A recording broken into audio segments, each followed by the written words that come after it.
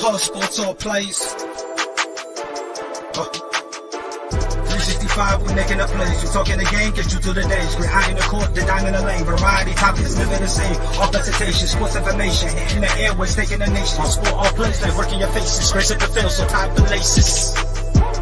Hard sports all plays.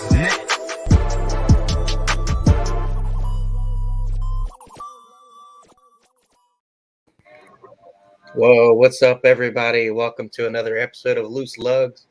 As you can see, totally different folks tonight. Normally we talk NASCAR. There will be none of that tonight. There's nothing to talk about. Nothing. So instead, let's wrap up some college football.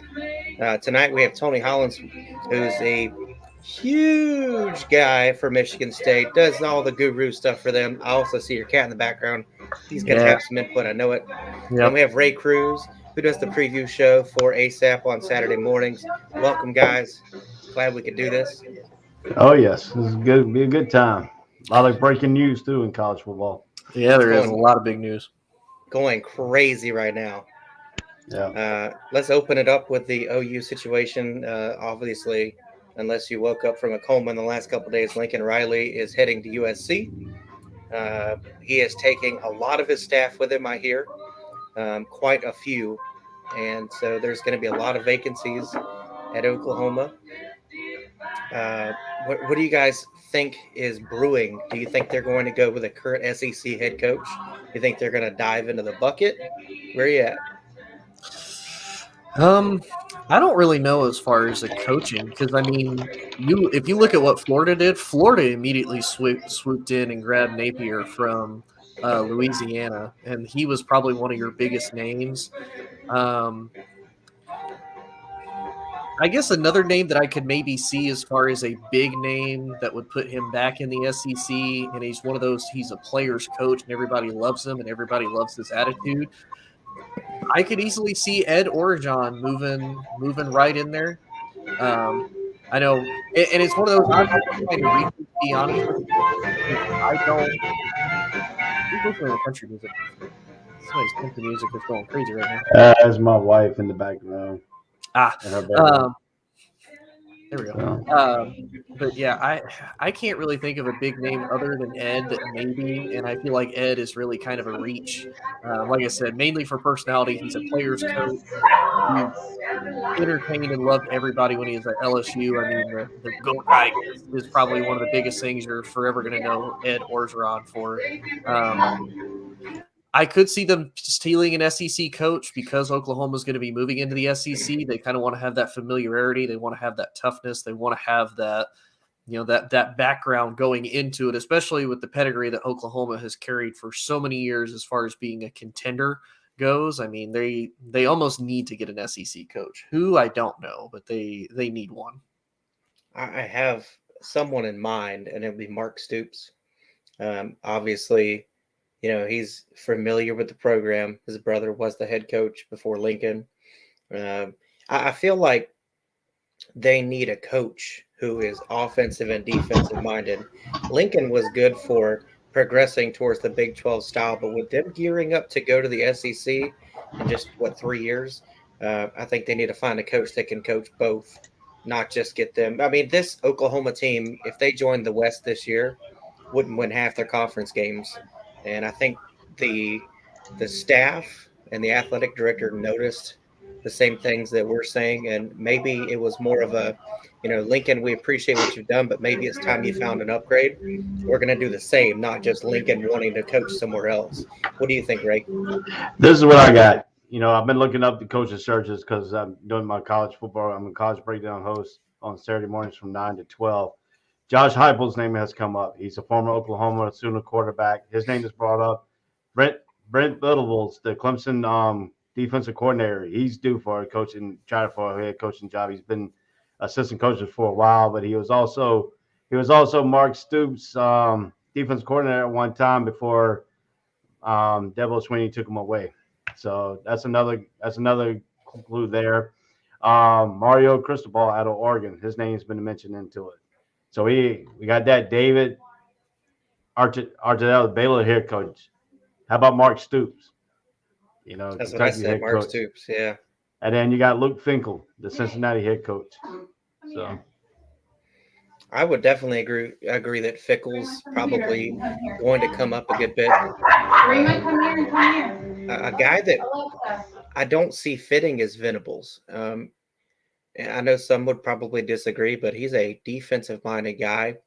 I think you need to bring in a management coach here, not an offensive guy or a defensive guy. Going to the SEC, I mean, you've got to have both. You can't be an incomplete team and make it in the SEC on either side, East or West. So to me, a likely candidate would be a guy, even Ed Orgeron. I mean, I don't think he's the right guy for this job, but his style of coaching would probably fit what Oklahoma had if he didn't have the baggage. I don't like Ed as a coach personally. I think he's not focused on his job at times, and so he's not the right guy for me. But I'm not hiring anybody either. It's not my job. yeah, Ed Orgeron, he's already came out and said he doesn't want to do another coaching job. So he's actually going to retire.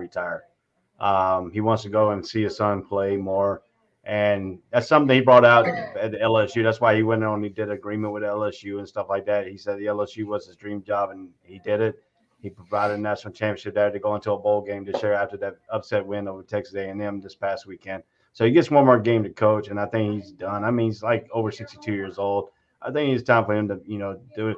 And now to answer your question about Brent Venables, Dave Clutchcliffe might not be a great head coach at Duke University, but he's also a great offensive mind. And them two could pair up to bring Oklahoma up with the offensive side and the defensive side. So you can't discredit Venables out of the deal. You can't, Dave Clutchcliffe could be in there too because everybody likes him. He gets some good recruits, and if he's at a great university, so that Duke, he could bring in these next recruits because look at what he did. He did with Eli Manning and Ole Miss. So What's up, Coach Dante? I would even throw some NFL guys in there. Somebody said Cliff Kingsbury is probably not interested, but it's a possible. He's not the only guy I would throw into that hat. I mean, there's coordinators. Mel Tucker, who's currently at Michigan State, he was a defensive coordinator in the NFL for a long time before he got back to college. And there's a few out there that I think could really I can't think of his name, but the Cowboys offensive coordinator. Kellen Moore. Kellen Moore. I think he's a guy, or Byron Leftwich, who they understand the playbooks and what they do for a team. They might be options by the end of this, but maybe far reaches for options. I know if I was hiring someone as high profile as a job for Oklahoma, I want somebody that can recruit now, not in 3 years. Yeah, and I heard the Cliff Kingsbury thing, and I mean I get it if he's looking at it from a money standpoint, but I also look at it where kind of Cliff has been.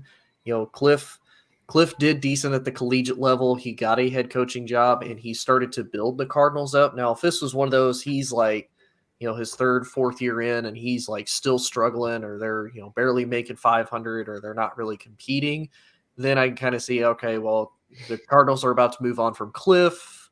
Cliff's kind of done there. Maybe he'll go back to the collegiate level, kind of see how he's doing, and go from there. So I don't see him going from you have a decent franchise with players that you've obtained since him being there. He got DeAndre Hopkins, he got Kyler Murray, you have AJ Green, you've built a very good defense, you have one of the best safeties in the league. I don't see him giving all of that up to go back to a collegiate level to basically then start over and completely rebuild. Not really completely rebuild a program, but I mean to basically go from, okay, who's going to be the quarterback? Because Spencer Rattler already said he's leaving. He's gone. Do they commit to Caleb Williams? Do they not? What do they really do and go from there? And for Cliff, I think he's put too much into Arizona to just be like, yeah, I'm out. I'm just going to leave. Totally. And hey, Nate, nice to have you. Thanks for joining. So I just received some breaking news actually. Clemson's defensive coordinator is rumored to be Oklahoma's new head coach. Yeah, I read that earlier, and I don't know that I would say anything close to confirming because Venables has a buyout, and Clemson's not usually big on doing buyouts for not head coaches. Yeah. So there's a good chance that he may not be the guy. It's definitely possible. I see it, but I think his buyout is almost as much as Dabo's. And I think honestly, I would probably say he has the best shot. I wouldn't confirm anything, but I would say he has the best shot at it. he's a good coach. I definitely like Brent Venables. We were just talking about that they may look for someone that is an established head coach. I suggested Mark Stoops. He can do well with what he has instead of trying to bring in, 5-star talent and build from the bottom up. He's done great with what he's had at Kentucky over the years. And his brother was the coach. He's coached there as well. Let's transition to the LSU job. That one is still on fire. They keep having candidates that fall through. So go ahead, Nate. Who do you think LSU might be in the market for, and who's actually going to be the guy? I'm gonna, to tell you the truth, I'm gonna go actually out in the NFL direction. I think Pete Carroll might lose his job out in Seattle and go to LSU. That'd be a hell of a catch. Yeah, I honestly, what you kind of said, Chris, and I've seen a lot of people kind of theorize it as my cat drops stuff. Freaking cats, man. I could kind of see Mel Tucker leaving Michigan State. And I say that mainly because while, yes, he reestablished Michigan State in pretty timely manner, what better way for him to go back to the SEC? He studied under Nick Saban. He finally left the NFL, came back into the collegiate level, turned Michigan State around. They beat Michigan, out of one of their big wins as far as this year goes. Now they laid an egg when it came to facing Ohio State, but what better way for Mel Tucker to kind of reestablish himself going to a perennial program like LSU, because LSU is going to always come with the spotlights. LSU to me kind of reminds me of like the college footballs, like Dallas Cowboys. Like everybody's almost always looking at LSU, good or bad. LSU is almost always in the topic of conversation. So what better way to put your name out there to show, hey, I'm going to take LSU, I'm going to turn it around, and I'm going to at least make them competitive. They may not necessarily go in and stomp Bama every single year. Hardly anybody ever does. But what better way to be like, yeah, I'm going to reestablish myself in the SEC and rebuild this program. I think Mel Tucker signed a 10-year extension recently with Michigan State, which would take him off the board. I could be wrong. You're muted, Ray. Ray. You're still muted. You're still muted, buddy. Yeah, he signed a 10-year deal worth $96 million guaranteed all the way through. He's already got the money for that. It's a $2.5 million buyout. Plus, if he goes to a top 10 school, and like an SEC school, it's additional $2.5 million on top of that. So that's a $5 million buyout for him out of that new contract. So I don't think he's going anywhere. But you're talking about LSU coaches. One name that nobody has really mentioned, even though he's suing the NFL right now, is John Gruden. I think that would be hard to get. But I'm gonna tell you, they offered Lincoln Riley an 8-year deal, $96 million contract. Lincoln Riley turned that down. Guess what? You can turn that around and do a 10-year deal over $100 million for John Gruden. He'll take that. Yeah, I did hear about that, and I could kind of see it because I could see John not really like reestablish himself to like get back into the NFL. I don't think that's going to happen. But I could see John doing it like, okay, well, if I can't be in the NFL anymore, I'm going to take my talents to college and see how well I do there as a collegiate coach. So I like this question over here. Who should Virginia Tech hire? I'm actually going to say that Jamie Chadwell is probably out of reach. Going to LSU, I think he's a candidate. I'm not going to say he's number one. I think they're aiming too high. I know that Dabo was talked about as being a candidate. I don't see that happening. But Chadwell would be a good fit because he has a very unique offensive system. They've done exceptional things with players that most people would have passed on. So I think Chadwell's a candidate. My home run throw for LSU was actually to pull somebody like, I can't even think of his name, but it's the offensive coordinator right now for Alabama. He was the Texans GM. Bill O'Brien. Bill Yeah, O'Brien. Bill O'Brien. But that's really fell apart with Alabama's offense struggling. I thought for a while he was the guy because they shuffle through coaches all the time, and the next one up coaching style at Bama. But I think LSU, if Venables goes to Oklahoma, if he's the guy, maybe Dabo takes some weird second look at LSU and says, well, my coaching staff's gone. The guy that's been with me forever is gone. Maybe I take a chance. I'm not saying it happens. I'm saying it's possible. Yeah. So I wanted to address a comment real quick. I don't see John getting an NFL job because of what happened with the Raiders. I think he's done coaching. I think he's going college route too, but I don't see it being LSU. Yeah, I don't think it's going to be a head coach right even now. for that big of a deal. I think it might be an assistant coach or something. Maybe he goes over to Alabama.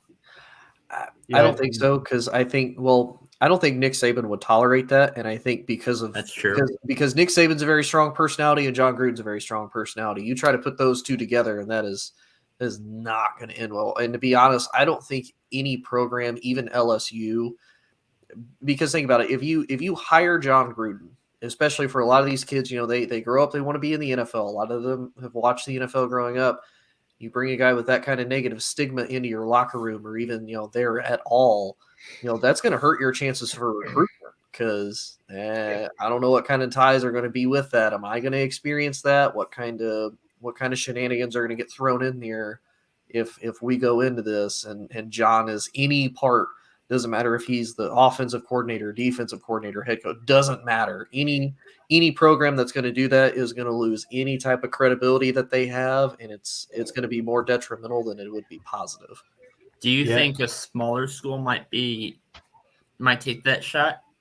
Maybe just because it would be a big name, but I think any type of small school that wants to have a chance, it would be more detrimental than what it would be worth positively.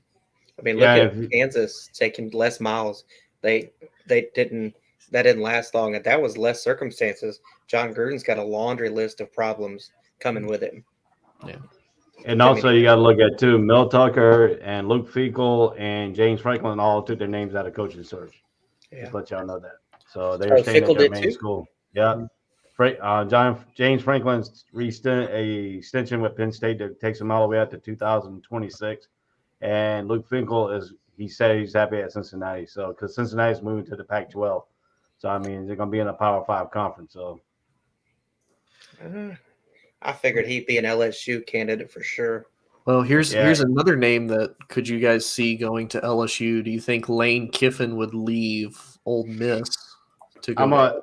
I'll tell you real quick about Lane Kiffin. Lane Kiffin's watching one job, and that's Manny Diaz's coaching job at University of Miami. He likes it down in South Florida. He's already came out and said that his only job that will take him away from Ole Miss is if Manny Diaz is fired at Miami, take that job down in Miami. Which could happen. Manny Diaz is on a leash right now. Mm-hmm. How about Mark Stoops going from Kentucky to LSU? I see that would work too. Yeah. Yeah, because, you think about it, Kentucky's really never known for a big football program. This year they did decent. They've been better than what I've known them to be in the last few years, at least on the football side. So, yeah, that would be definitely a next step up for Mark as far as proving, hey, I can be a really good coach. Watch me take this program and turn it around. Now, LSU did wait to see what Lincoln Riley was doing. I think that was a mistake because they had Bill Napier right there in their backyard. Yep. So, that's one thing. He was the second on the list, and when Riley spun him around, and all of a sudden Florida fired their head coach and swept in and take Bill Napier. I think Bill Napier is a good hire for Florida, And it could have been a good hire for LSU because he would have had all them Louisiana recruits staying home.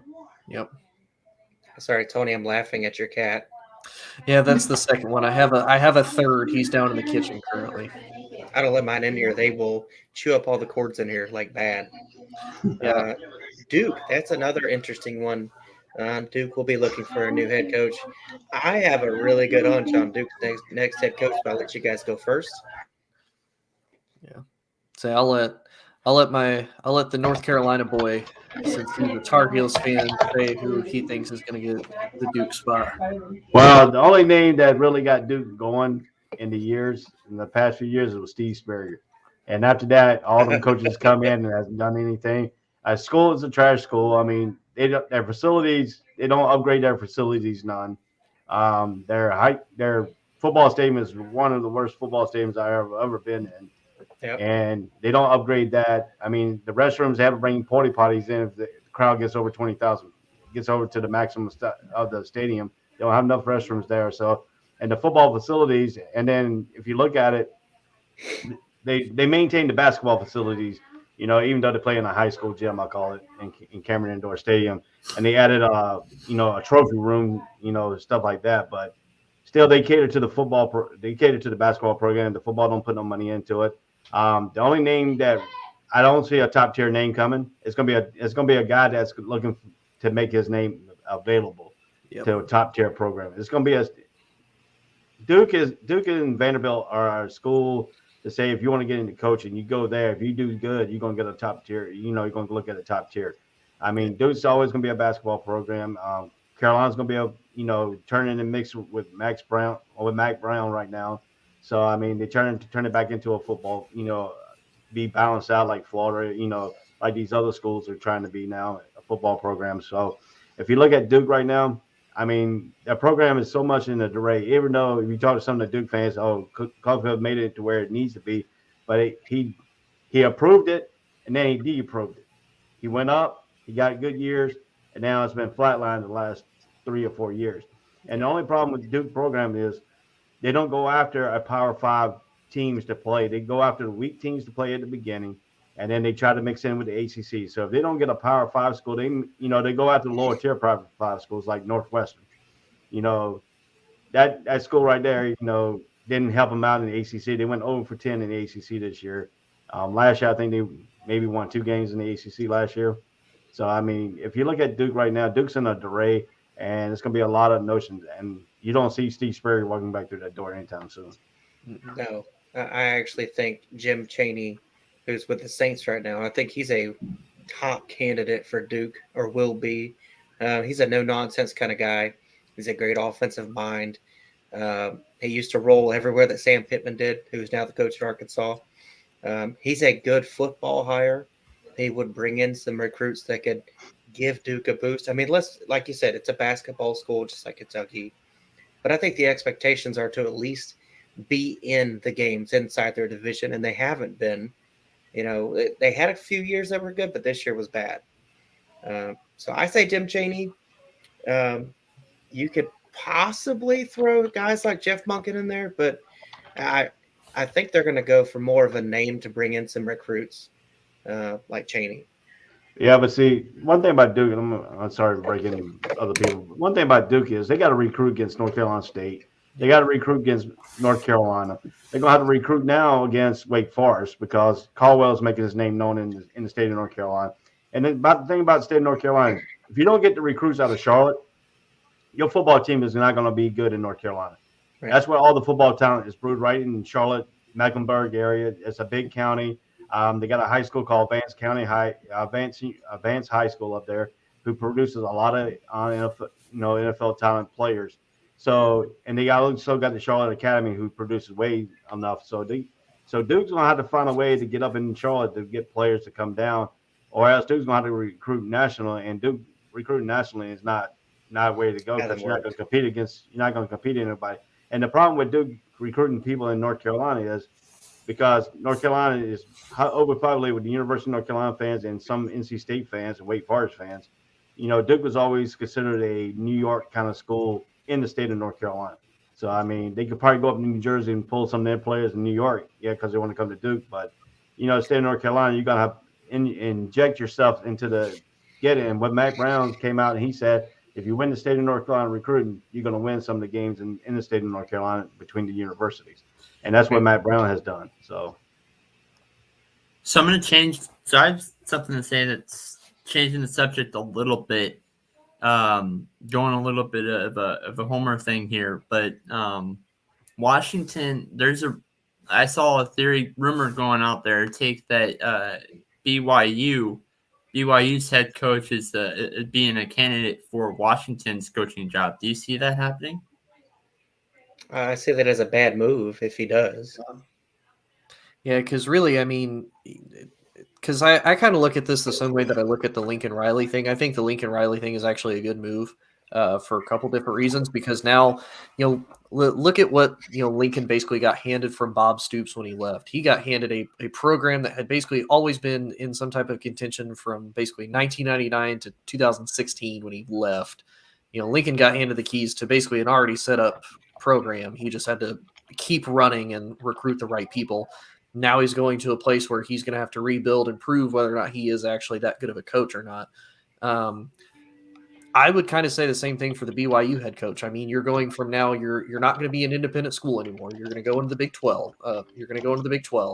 So really, what better way to prove, yes, I can coach. Yes, this program can hang with the best of the best as far as being in a Power 5 conference, facing, Power 5 schools. I mean, you can go to Washington and be in the Pac-12, which to me, the Pac-12 isn't bad. It's kind of hit and miss, but I mean, if you really want to kind of get your feet wet as far as being, facing Power 5 schools, the Big 12 is not a bad place to start because the Big 12 is not really known for defenses. Oklahoma almost always has terrible defense. West Virginia almost always has a terrible defense. Texas, Iowa State. Really, the only good team that ever has a semi-decent defense in the Big 12 is Baylor. And even then, that's really like stretching it. And that's only against other Big 12 teams. So, I mean, to me, I would say stay at BYU and prove yourself as you're coming into the Big 12. But that's just me. Brian Kelly is the guy that is the leading candidate right now from Notre Dame to be the coach at LSU. That just came out. Yeah, that actually would be a pretty decent name. He's a good coach. They don't knock it dead recruiting up there in Indiana, surrounded by the Big Ten. But they do well with what they have, and they push out tight ends like nobody. Tight ends and offensive linemen. Yes, especially guards and tackles. Oh, yes. Zach Martin was a phenomenal pickup for the Dallas Cowboys. I am so glad they picked him over Johnny Manziel. So glad. So let's transition from talking about head coaching jobs because there's a lot of those. There's going to be more before we're done. To where you guys see tomorrow's playoff rankings being. I think it's unanimous who's number one. It's going to be Georgia. But where do you have them lined up behind them? I'll be honest. I mean, after watching this weekend, and all of my Bama fans are going to hate me for this, I'm going to put Bama at 3 because they struggled against Auburn. And I mean, I'm not even saying like they struggled. I mean, they were struggling against a backup walk-on quarterback that was basically at 50%. The dude could barely walk throughout the entire game. And you had to take it to 4 overtimes to even get to the point where you win. I get it. It's the SEC. It's the Iron Bowl. It's Auburn. Auburn almost always plays their best. But you couldn't beat a banged-up second-string freshman quarterback. Yeah. Like, really? No. Like, to me, Bama's 3. I only put Bama at 3 because I really don't even want to put them at 2. I don't even really want to put Michigan at 2, to be honest with you. But, I mean, Michigan beat Ohio State. I mean, looking at, where Ohio State was, the fact that Michigan did run the ball for over 250 yards against them, I mean, basically shut down Ohio State's offense. That says a lot to Michigan, and the fact that they finally beat them for the first time in 10 years. And then at 4, I mean, I would have to just give it to Cincinnati. I give it to Cincinnati over Oklahoma State purely because I kind of the same thing. I don't see enough from Oklahoma State to be like, yes, they deserve to be in the playoffs. I don't really see the same from Cincinnati, but I also have to give Cincinnati credit. They're like one of the only undefeated teams left, other than Georgia. They're the one of two teams left, so that does have to say something about them actually going into the college football playoffs. So I would say Georgia, Michigan, Bama, and Cincy as my top four. Do you have Oklahoma State at 5? Yes, right on the outside. We're okay then. Go ahead, Nate. What you got? So I have two answers to this. One is my top 5, top 4, and then the other is what I think is going to happen. And I'll start with what I think is going to happen first. I think Georgia is going to be number 1, and I think Alabama is going to be number 2. Number 3 will be Michigan, and number 4 will be Cincinnati. In that order. My answer is a bit different, though. And Georgia at number 1, I think, is unanimous. If you don't have Georgia at 1, it just proves you don't watch college football. I mean, let's just say that. Cincinnati at 2. Number 3, I'm going to have to go with Michigan. Because of their big win big win a few days ago. Number 4 and 5 are two teams that I keep going back and forth on, and that's Oklahoma State and Notre Dame.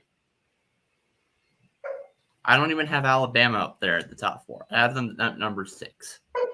Oh wow. Yeah, I mean, I could see it because I don't know. The only reason I wouldn't put Notre Dame up there is purely because of Notre Dame's past when it comes to these type of moments. Like Notre Dame think about it. Notre Dame obliterates, kind of the bottom tier ACC teams throughout most of the year. They'll beat up on some of the other independents, and I mean that's kind of about it for Notre Dame. So that's the only reason I'm hesitant with Notre Dame. I do see the Big 12 kind of coming in there. Stop it, Freddie. Stop it. Stop it. Just Freddie, no. Freddie, no. This is Bama struggling against, like I said, a second string banged up quarterback is like him going up against Danny Dimes. Like that is garbage. That is unacceptable. Like even for Bama not being the top perennial team that they almost always are 90% of the time, you almost lost two unranked teams in your own conference, and you almost lost, and you barely beat the dude that's crippled in 4 overtimes. No. There, if anything, like I said, my respect for Bama went down just because of that. Now, if they dominated, okay, I can't, as much as I would want to hate on Bama, I'd have to keep them at 2, but I can't. I just can't. Just remember, Alabama did lose to Texas A&M when they were unranked. Yep. Hey, Freddie, I don't see you. You can be on the show if you want to. I don't see you, though. Yeah, a win is a win. Okay. Okay. And you talk about Cowboys fans being delusional. Okay. Go ahead, Ray. What you got? Well, mine is I got Alabama at number 3. I got Cincinnati at number 4. I have Michigan at number 2, and I have Georgia at number 1. Who's number 5? My number 5 is Oklahoma State. Okay.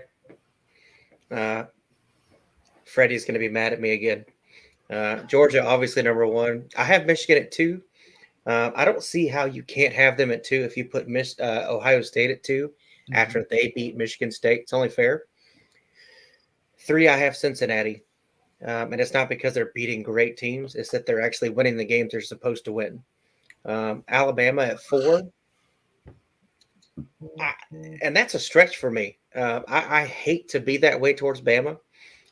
They're not winning the games the way they usually do, and that should set some alarms off. It really should. Going into this Georgia game, I mean, find a weakness for Georgia. Well, on that defense. Let me stop you on that one about Georgia. Nobody this year has blocked their nose tackle, Davis. They double team Davis. Double team has beaten double teams. And I'm going to tell you what, the one thing that Bryce Young has a problem with is with a team that can rush up the middle. And guess what? Davis can rush up that middle anytime he wants to because ain't nobody on Alabama's offensive line going to be able to stop him. Because if you look what Auburn did to him, that guy single-handedly is going to have to take 3 guys. You're going to have to chip him down. And the question is, you can't chip a nose tackle. No, if Davis has said several times, if there's 2 on me, somebody's free. He enjoys the double teams. Throw the running back in there, put 3 on him. But especially considering what was it, Bama's right tackle, like they had 1 tackle starting, then he got benched, and then they brought the original guy that started at right tackle back in, and then he wasn't doing any better either. So that right side, Georgia may take advantage of that right side too, which they saw the pressure that they put on Bryce Young and saw the throws that he made, and they're going to have pressure all game.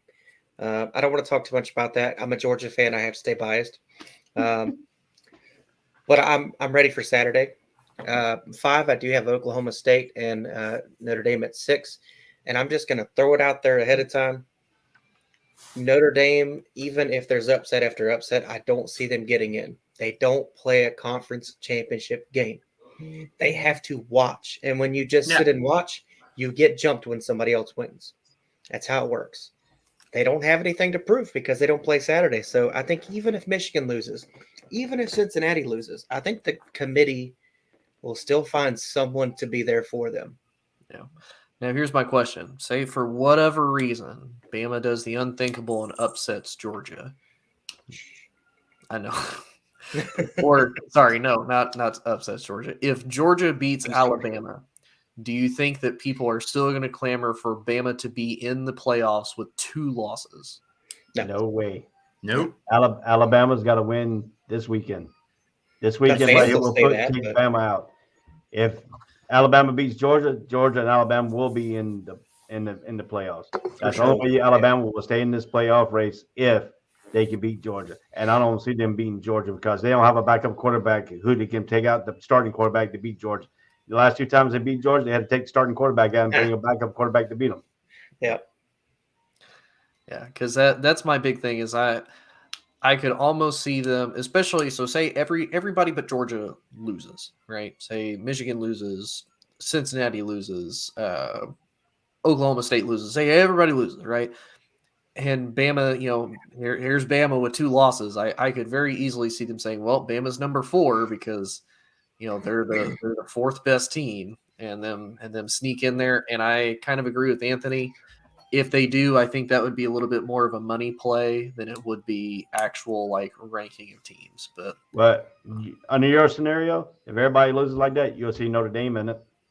True. If Alabama beats Georgia, yes, I will be putting Alabama back in my top 4. But Cincinnati has to be number 1. I'd still have them at 2. I think you would push Bama to 1, in my opinion. They're not going to give Cincinnati number 1 almost no matter what.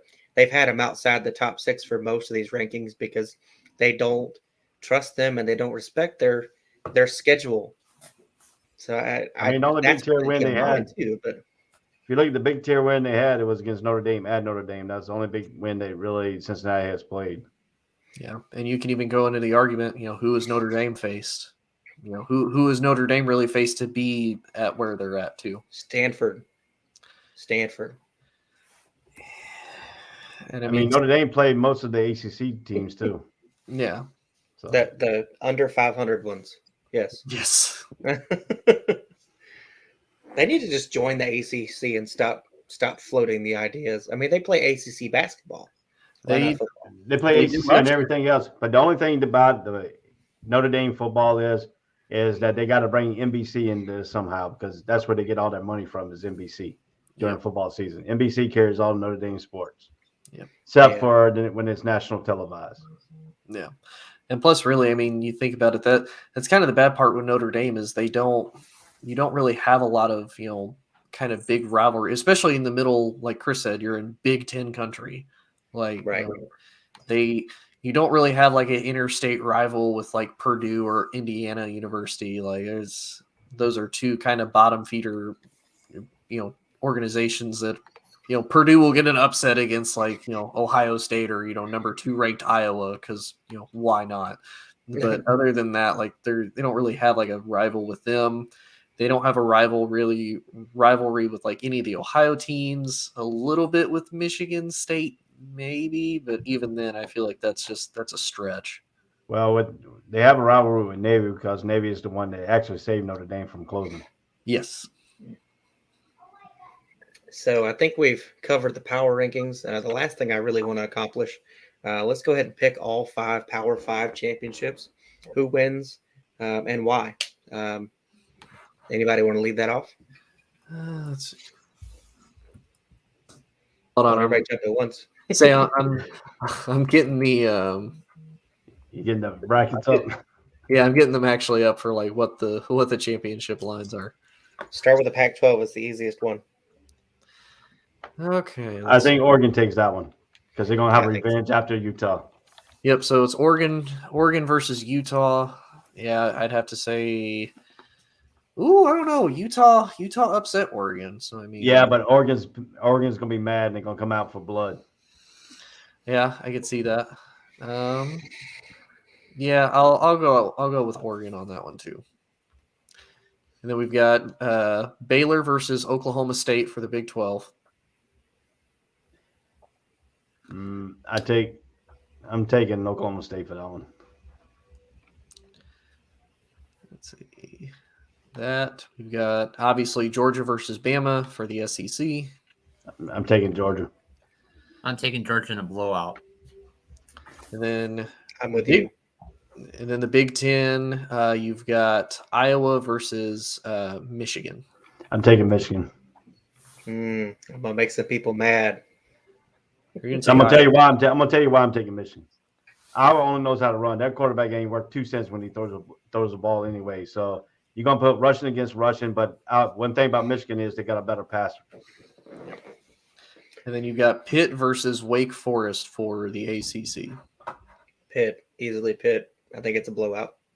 Pitt will win if they can control Hartman and the wide receiving core. If Pitt defense can control Wake Forest's offense, Pitt's offense Wake Forest can control because Wake Forest don't play any defense except for you get to the red zone.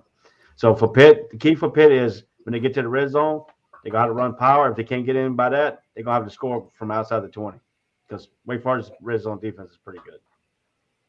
And then I think if I saw right for what is it, the AAC, it's Cincinnati versus Houston for that division.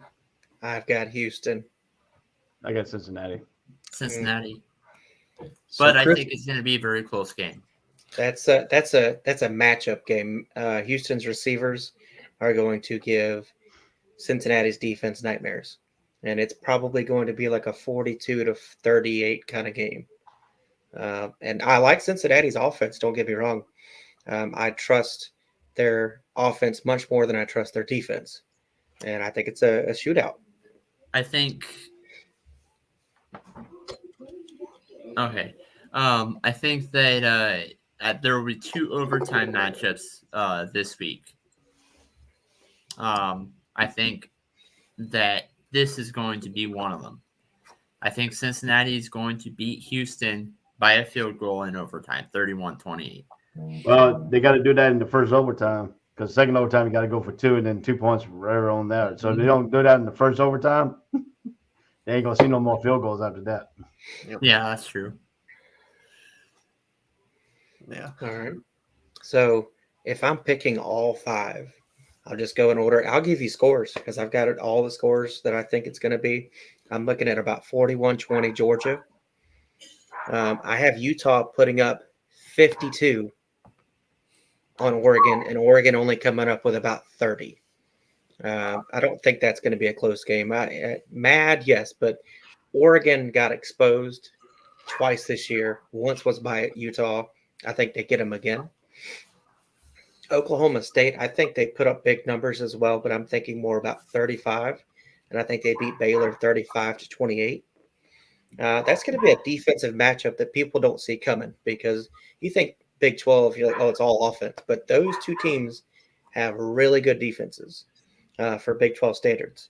And I think Oklahoma State will find ways to get in the backfield constantly. So I picked them. Georgia. I did Georgia 41-20. I have Iowa beating Michigan, and I will explain myself here. Michigan is probably still drunk from the party they had after the Ohio State game. And practice is probably not going well this week, trying to sober up. And you come off a big win like that. I mean, your mind is not always where it should be. It's definitely not in the playbook, So I think they have the hangover, and I think Iowa beats them by a field goal. And I think it's like a 17-14 kind of game. These defenses are going to show. I just don't think there's going to be a lot of offense. And I'll say it first. If Michigan gets above 20 points, they win that game. I don't think Iowa can score more than that. Excuse me. Did I miss one? Oh, yeah. Pitt. I think Pitt puts up about 30, and I think they give up about 20 to Wake Forest, and they win.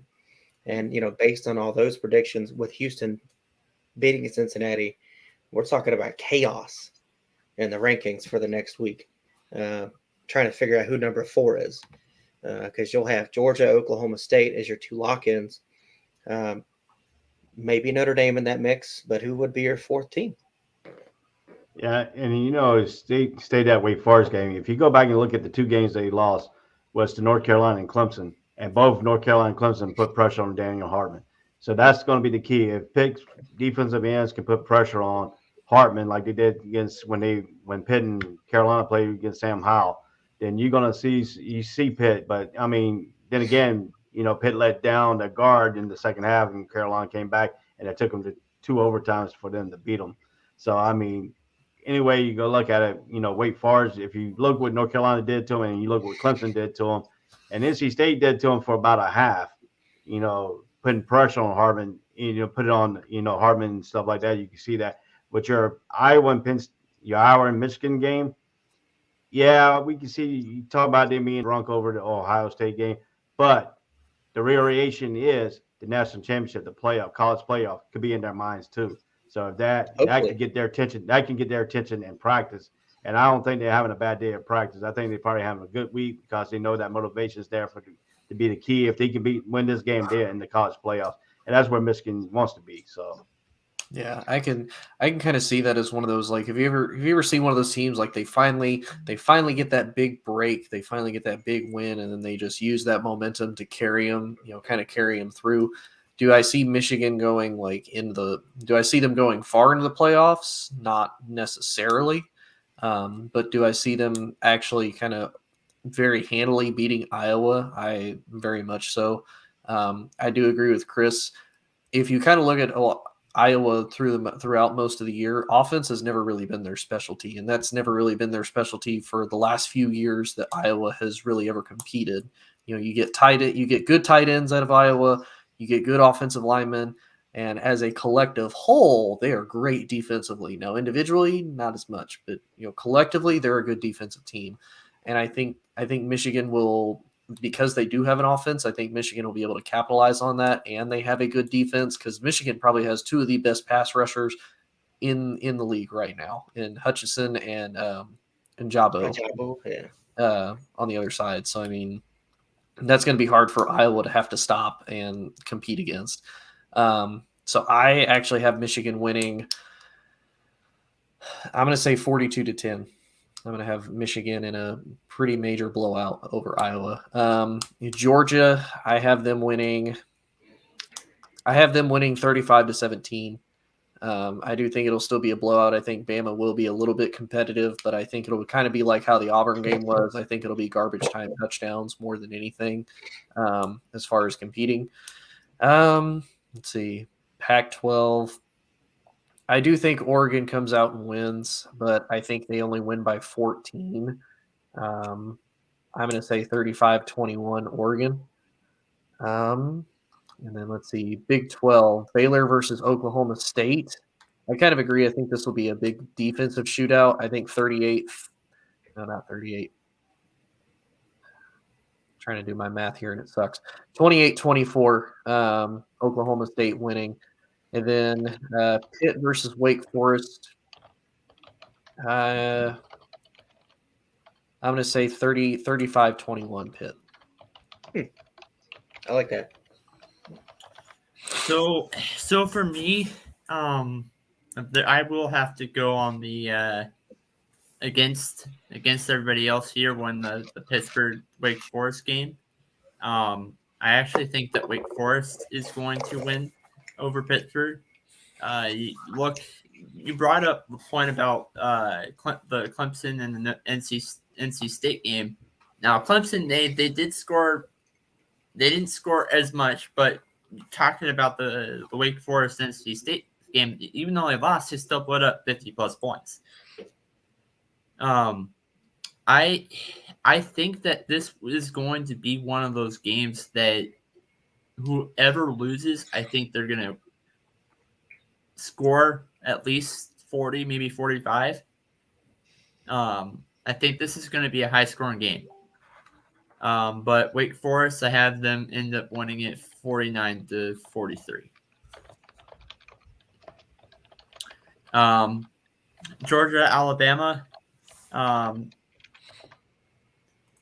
Again, I'm not impressed by Alabama, to say the least. They beat Auburn, who played their backup quarterback, and it took them 4 overtimes to beat them. Yeah. Not impressive. Georgia wins this one, and it's going to be 45-17.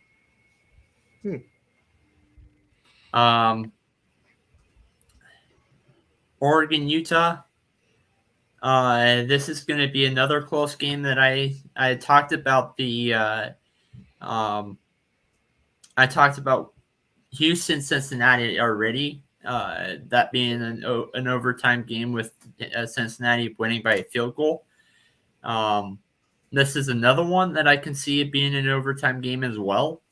But I do have Utah end up taking the L here, and Oregon winning by a touchdown. I'm going to go 27-20. And Baylor versus Oklahoma State, I have Oklahoma State winning that 31-20.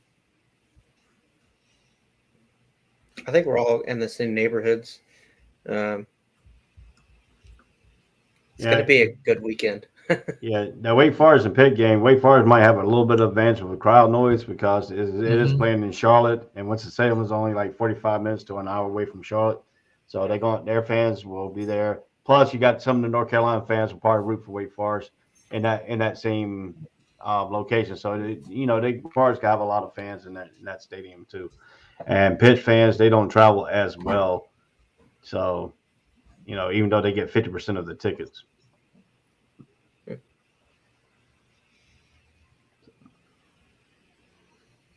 But yeah, I think we all in the same neighborhood. I don't see any way, anyhow, that it makeshift offensive line that Alabama's going to have can withstand that. I mean, even if you put a running back going down there and trying to stop Davis, Davis is going to run all over the dude because Davis is 300-some pounds, but he's a 4'2", 4'5" guy in speed at that weight. He's unstoppable. I mean, nobody has stopped him. I mean, they tried double team, they tried every kind of way they could try to block the dude. And it still didn't. They tried to cut. One team tried to cut block him. It didn't work. He jumped right over top of him and went in there. So Alabama's got to figure a way to stop him. If they can't figure a way to stop him, and he gets that pressure up the middle, the defensive ends for Georgia are athletic, so they can match him with the speed. And the way the Georgia plays their defense is off that defensive tackle. Because if you watch Georgia's defense, their defensive line, all defensive ends, they come up the field, and because they know Davis is going to force them out of the pockets, they just keep driving up the field. And when they roll out, it roll right into their arms, either which way, right or left. Well, also the cloud over Brian Robinson, if he even plays. I mean, Trey Sanders was not impressive against Auburn. He doesn't have any power behind him, and he's still coming back from that ACL injury, and I don't think he's 100% yet. So if Robinson doesn't go, I mean, you take that element out of their already shaky offense and inconsistent at times, you're putting a lot of weight on Bryce Young and there could be more weight in the form of Jordan Davis laying on him during the game. So. And I'm not gonna lie. When I watch Sanders, Sanders keeps trying to do like what a lot of running backs and players are doing now. A lot of the hurdles, and it doesn't work. He was getting stuffed every time. It's like, man, you gotta stop. You're not getting anything extra. Like if you're 1-on-1 and you get the hurdle, okay, I get it. But you're trying to hurdle like 3 dudes, and that ain't happening, my guy. But if you look at it too, and you try to run away from Davis got the speed to track you down. I seen him one game. He tracked somebody going on a tall sweep. The next thing you know, the dude only got like maybe 1 yard, maybe.